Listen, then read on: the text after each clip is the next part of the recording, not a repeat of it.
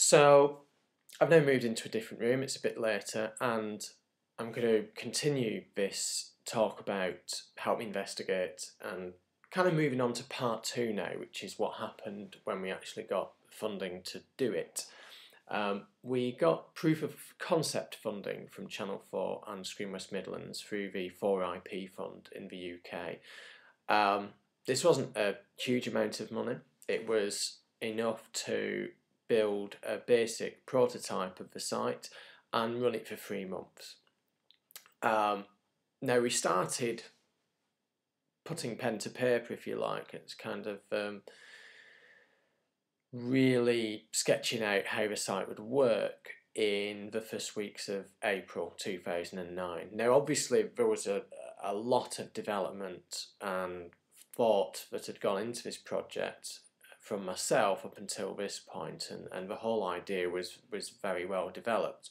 But at this point, probably the key thing was that it wasn't just me, and that I was in a team with Steph Lewandowski, who's a fantastic developer who was based in Birmingham, is now based in London, and Nick Booth, who is he runs a company called Podnosh. He's a real expert on social media and community media, knows a lot about local government and data and those kinds of things. So we had a really good team there that balanced my own kind of journalistic side of things, Nick's more community-based side, even though he's a former BBC journalist, and Steph Lewandowski coming from a development background. So we sat down and kind of approached this with slightly fresh eyes, and Steph's methods in approaching the development of the site were really interesting and useful for me, and I always enjoy working with other people and different ways of doing things, because it does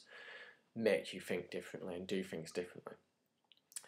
So the first thing we did was map out who we saw as typical users of the site and what they would do and why they wanted to use the site, and not just the kind of good people who would use a site, but also people who would use a site who we perhaps wouldn't want to use it. So conspiracy theorists, for example, or people who were trying to exploit the site for their own ends.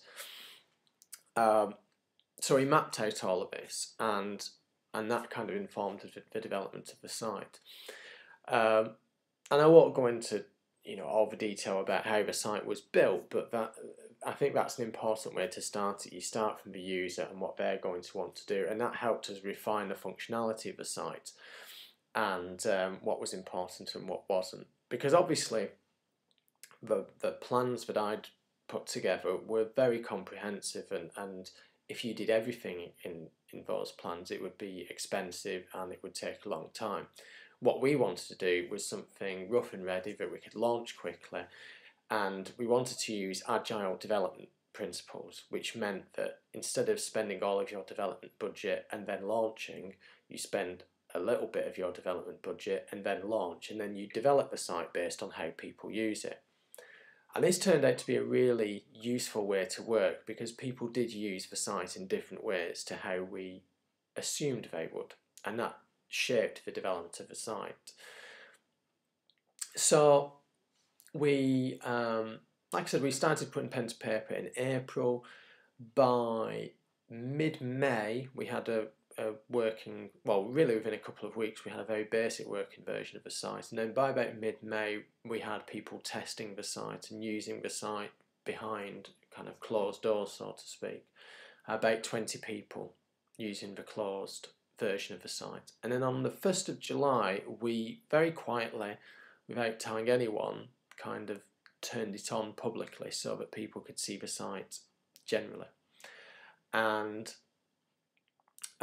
we kind of mentioned it, and word slowly spread, and people started new investigations. And by the end of that week, there was a new investigation on the site which asked the question, what was happening with Birmingham City Council's website? And that simple question led to what still is probably the site's biggest investigation and most successful investigation, at least in traditional journalistic terms. the story here was that Birmingham City Council was supposed to have relaunched its website 2 years previously, and this website was now 2 years overdue. To cut a long story short, we discovered that the council was going to be launching the site, and it was £2.2 million over the budget that it had originally stated. So originally the council had said that this website would cost about £400,000, not a small amount of money, and the website was going to come in at around 2.6 plus million pounds. I hope I've got my facts right, my figures right, but I'm pretty sure those were the figures. And this was a huge story, obviously a big story in the local press, and quite embarrassing for the council. And like I said, I won't go into too much detail about the story itself. But it's interesting that started within the first week.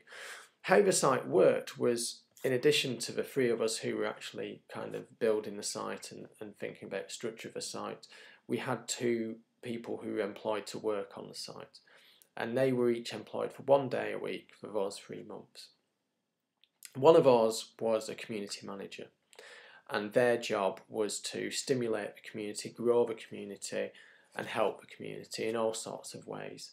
So that might involve inviting people, it might involve just welcoming people to the site, making connections between people, going into related forums and blogs and mailing lists online and finding people who would be relevant to particular investigations. The other member of staff was what I called a support journalist. So this was a journalist whose role was to support the investigation, support the users of the site. And this kind of, I suppose, turned traditional journalism on its head. In theory, we as journalists are supposed to serve the public, but actually, when you come to crowdsourcing operations, typically it's the other way around. We choose the investigations and we ask people to support us. So this worked the other way around. Users suggested questions, and this support journalist would help them answer that. They wouldn't do the work for them, but they would suggest avenues to pursue. They might help a little bit, but ultimately it was up to the individual to pursue the investigation themselves.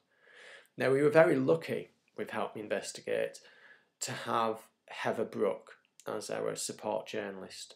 I met Heather Brooke in late 2009 at a particular event, and realised that she was absolutely perfect for Help Me Investigate. Heather had written a book called Your Right to Know, which was all about how ordinary people could use the Freedom of Information Act to get information out of public organisations. And that book itself was, is a fantastic resource for anyone who wants to do the sort of stuff that Help Me Investigate does.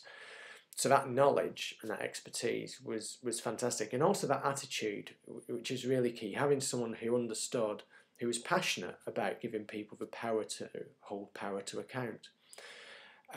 Now, it was Heather who wrote the fantastic FOI request, which got the information out of Birmingham City Council, and she wrote other FOI requests as well. And she would also point people in particular directions. Since then, we've had Colin Meek working on the site as well, another investigative journalist, and another significant contributor to the site has been James Ball, an investigative journalist who recently joined the Bureau of Investigative Journalism, and he has a particular interest in data, for example, and data proved to be very important in Help Me Investigate's development, and I'll talk about that in the next video.